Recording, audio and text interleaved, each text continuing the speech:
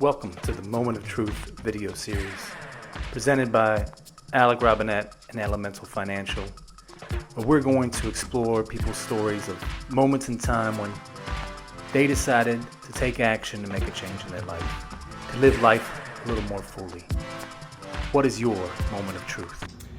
Hi, Alec Robinette here with Elemental Financial, and we're back with the Moment of Truth video series. Very fortunate to have Latasha Lewis with me today. Awesome, glad to be a part. Thank you. I really appreciate your interest in doing this. If you've seen some of the videos and if you're aware of what has brought this to light for me, Moment of Truth Gangstar album. Gotcha. I'm not going to put you on the test of whether you know the album or how much you know of it. I could not recite anything, but I absolutely know what you're talking about. Great. But as far as the concept, so basically I'm going around, I'm trying to get people's stories about moments in their lives when clarity came through and it transitioned them and made change in their lives to pursue what they knew they needed to pursue, and just live life a little more fully. Oh wow! So, Tasha, could you tell me a moment of truth? So a moment of truth for us basically came when my son, who was at the time was 7.5, he suffers from a traumatic brain injury, and so our school experience had been really tough. We had been to 4 schools in 2 years, and the latest school was asking him to leave because they didn't provide support or resources for kids with disabilities. Only public schools are required by the federal government to provide specific supports for individuals with disabilities. Private schools do not. And so he was asked to leave school, and we both sat in the car crying this particular day. We're crying for very different reasons. I'm crying because the world seems to be closed off to my kid. He's a great kid. Yes, he has challenges, but he's a wonderful kid. And everywhere we go, the door seems to be closed for him. He's crying because out of all the schools he had been to, this school had amazing lunch. And so he's heartbroken because he's no longer going to be able to get this amazing lunch every day. And so we both cried all the way home. And in that moment, I realized that I had 2 choices. I could wait and see what the world was going to give him, or I could create what he needed to exist in this world. And so I decided to start a little coffee stand for him on the weekends in my girlfriend's hair salon, solely to help him work on some of his challenges. So we were in speech therapy at the time because you could not understand what he was saying. We were in physical therapy at the time because he had to rehabilitate a shoulder that had nerve damage from birth.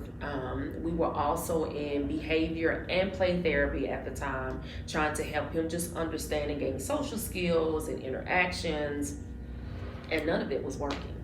So we decided to let him sell coffee in my girlfriend's hair salon on the weekend to help work on those same skill sets that we're spending lots of money on for him to work on in therapy. So the first thing that I had to do was kind of create this little environment for him. Fortunately, my friend was like, absolutely. So I go in and I talk to all the girls that work in the hair salon, and I explain to them, okay, when Cam comes around with his little menu to sell you coffee, if he doesn't look at you, I need you to say, Cam, do you mind looking at me when you talk to me? If you can't understand him, give him a gentle pat, give him something supportive just to say, hey Cam, I can't understand you. Can you take your time and slow down and tell me what you're saying again? So we had this whole little system of how we all said the exact same thing the same way to support Cam, to help him feel safe. And this was an environment that he could try in. And it just worked. It worked, of course. He put on his little bow tie every weekend. He's dressed up. He's got on cologne. He looks like a little old man running around in this salon, but it works. And of course, the girls tell their clients, okay, this is Cam. This is what he's trying to do. This is what his mom is trying to do. So, of course, he makes money.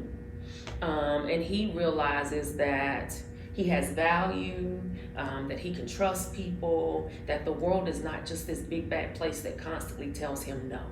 It's a place where he can grow. It's a place where he can thrive. And he makes such great strides that we are amazed, and we're thinking, okay, this is just going to be a couple weekends and then we'll move on with our lives. Well, Cam then decides that this is what he wants to do. He wants to have this business, but he wants to be able to hire other people just like himself.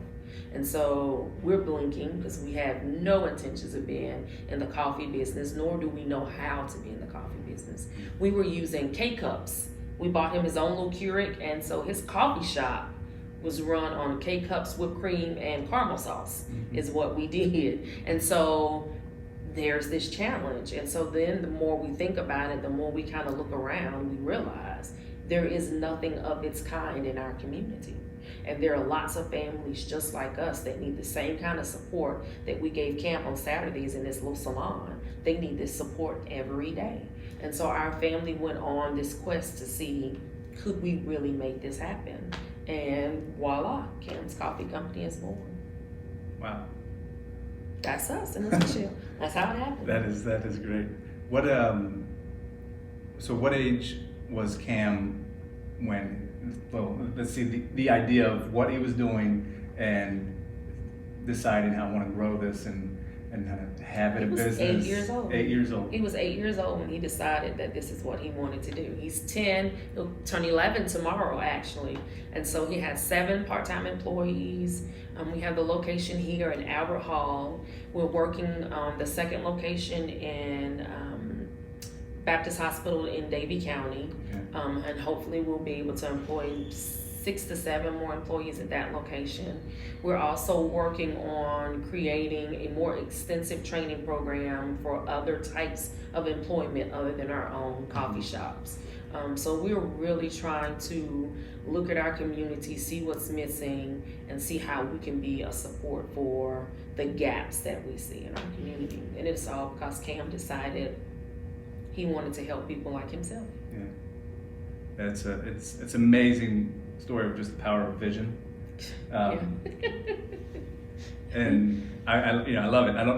I think coming into it, I was thinking, like getting your side of what was your vision with this, and then I get to hear that this was Cam's vision. It's Cam's vision. My sole vision was to support my kid. I knew that he was losing. I knew that he was angry, he was depressed, and we don't think that happens to children that young, but it absolutely does. And we could tell it, and we knew that based on what had happened to him in just his little 7 years of life was really starting to set up who he was going to be in the future. And so my sole vision was my son. Yeah. I loved my son enough to do whatever it takes to save him. And in that process, we save our son and he wants to save someone else. Yeah, that's amazing. That's basically what happened. I admire you for what you're doing. I admire Cam for his vision and for just doing this in the community. Absolutely. And I want everyone to know where you are, right, so they can come and see what you're doing. Absolutely. We're located at 101 North Chestnut Street in Winston-Salem, right down from the Government Center. We are inside of Albert Hall, and we would love for you guys to stop by and see the wonderful everyday heroes that work at Cam's Coffee. Yes. Cam's Coffee. Cam's Coffee. Thank you, Tasha. Absolutely. And no matter what we face, we all must face a moment of truth. Absolutely. Thanks. Thank you. Right. No matter what we face, we all must face a moment of truth.